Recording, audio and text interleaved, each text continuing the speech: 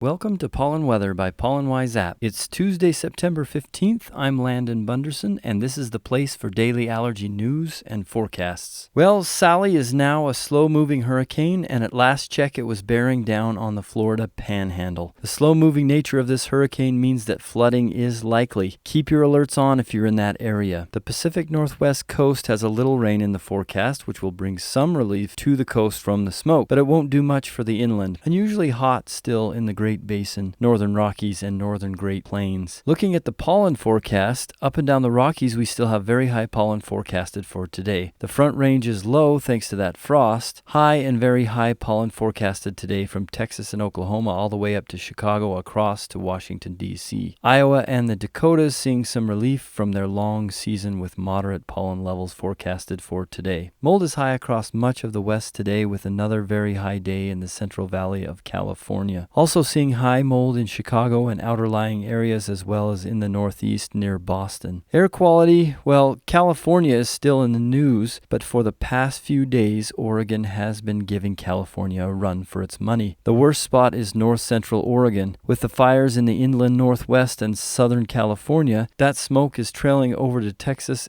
in the south and Minnesota and Wisconsin in the north. Lately, Colorado, Utah, Kansas, and Nebraska have been spared from the smoke as it has split and gone around those states. Today's featured map is the peak times for our 8 different allergy regions. Things are peaking late in the east again this week. Both north and south are peaking at 3 p.m. on average. The northwest is also peaking slightly later than average at 2 p.m. Meanwhile, the rest of the country has been peaking at noon or 1 p.m. Remember, these are just regional average peaks. On any given day, any location could peak at any hour. Take a look at this 7 a.m. peak from last Tuesday in Las Vegas. You've got to check the count before you go outside any time of day. There's always a risk that pollen could be high or very high. Thanks for listening. Remember, you can find previous episodes on the Pollen Channel on YouTube. If you're watching on YouTube, check out the Pollen Wise app, the only place for real hourly pollen and mold counts.